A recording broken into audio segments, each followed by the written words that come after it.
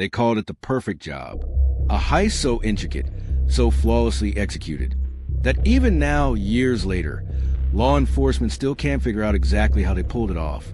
No fingerprints, no witnesses, no alarms, and most importantly, no arrests.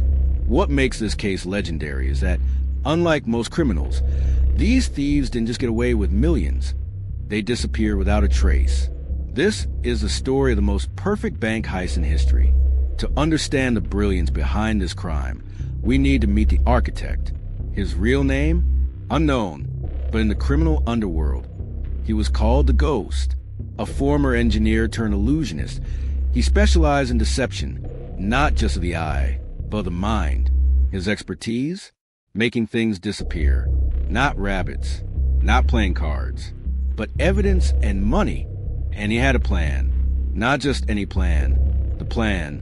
The Ghost had spent years studying a single bank. Not just its security, but its weaknesses. The overlooked details buried in plain sight. The gaps in security protocol. The psychological blind spots of the guards. The rhythms of bank employees too comfortable in their daily routines. His goal wasn't to break in. No, breaking and left evidence. His plan was to make the money walk out on its own. Every masterpiece requires the right tools. But the Ghost didn't need a crowbar or dynamite. He needed people. That's where Marco Rinaldi came in. A disgruntled employee of the bank's IT security division. Underpaid, underappreciated, and sitting on a digital gold mine of information. Rinaldi wasn't a criminal. Not yet. But the Ghost knew how to find the right kind of person. A man with just enough bitterness, just enough frustration to be tempted. At first, Rinaldi refused. He wasn't a thief. But the Ghost didn't ask him to steal anything. All he needed was access.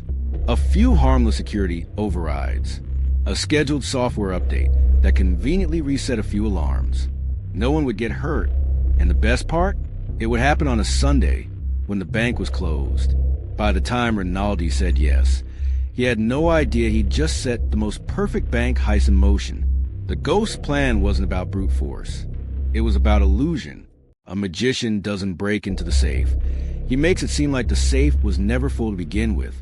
Using Rinaldi's access, the Ghost and his team didn't just steal the money, they rerouted it. Instead of hacking into accounts, they subtly altered transaction records. $1 million transfer that looked like a routine withdrawal, an adjustment in the bank's own system that made it seem like the money had never been there at all. By Monday morning, when the bank doors opened, everything looked normal. No alarms, no forced entry. It took 2 whole days before anyone even realized what had happened. By then, the money was long gone. For a while, it seemed like the Ghost had done the impossible. The bank was scrambling for answers. Investigators were baffled. But then something changed. One of the team members, Rinaldi, started acting strange. Paranoid. He wasn't built for this life. The weight of the secret was crushing him. And then, one day, he disappeared. The Ghost had planned everything. Every detail accounted for. Except one. What do you do when one of your own goes missing? Because the last thing Rinaldi said before he vanished was, "I think someone is following me." To this day, the heist remains unsolved. The money? Never recovered. The Ghost? Never identified. But here's the most terrifying part. Rinaldi's body was never found. Did he run? Was he silenced? Or did the Ghost have one final trick up his sleeve? One thing is certain.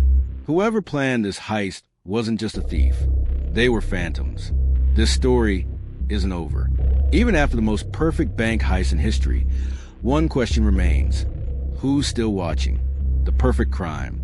A heist so flawless that even the best investigators in the world were left scratching their heads. The money? Gone. The evidence? Non-existent. The mastermind? Vanished like a ghost. But then, one detail threatened to unravel everything. Marco Rinaldi, the man who made it all possible, disappeared without a trace. The last thing he ever said, "I think someone is following me." Was the Ghost betrayed? Was the plan falling apart? Or was this just another part of his game? This is where the real story begins. The moment Rinaldi vanished, The investigation took a sharp turn. For weeks, authorities had been fumbling in the dark, unable to figure out how the bank was emptied without a trace. Now, suddenly they had something. Someone inside the bank security team had vanished days after a multi-million-dollar heist. That wasn't coincidence. That was a trail. And the first rule of the perfect crime: there should never be a trail. The ghost knew this. He counted on it, which meant one of two things. Either Rinaldi ran, or someone made him disappear. Interpol got involved. They dug into Rinaldi's background, his transactions, his known associates. The deeper they looked, the clearer it became. He wasn't just missing. He'd been erased. His bank accounts closed. His digital footprint wiped. His apartment completely untouched, except for one thing: a single playing card. It was a message, a signature. The ghost wasn't running. He was still in control. The best chess players don't just think one move ahead. They think 10. And the ghost? He wasn't just playing chess. He was rewriting the rules of the game. While police scoured security footage, analyzed financial records, and hunted for Rinaldi, the ghost was already executing his next move. In the weeks after the heist, millions had been carefully redistributed, not hidden in offshore accounts. That was too obvious. Instead, the ghost used a technique called smuffing, breaking down large amounts into thousands of smaller, seemingly innocent transactions. Money wired through shell corporations, gambling sites, even charities, all leading to a final destination so layered in bureaucracy that by the time investigators traced it, it wouldn't exist anymore. But there was still one loose end: Rinaldi. Then, just when authorities were about to close in on the ghost's suspected network, something happened. Rinaldi reappeared, alive. He stumbled into a police station in Madrid, disheveled, terrified. He was barely able to speak. And when he finally did, the story he told changed everything. Rinaldi hadn't run. He'd been taken, but not by the ghost, by someone else. Someone who had been watching the heist unfold from shadows. A silent third player in the game. Someone with their own agenda. Rinaldi had been held for 2 weeks, beaten, interrogated. Someone wanted to know how the heist was done, but it wasn't the police. And the moment they realized he didn't know the full plan, they let him go. The question was, who else was playing this game? And what did they want?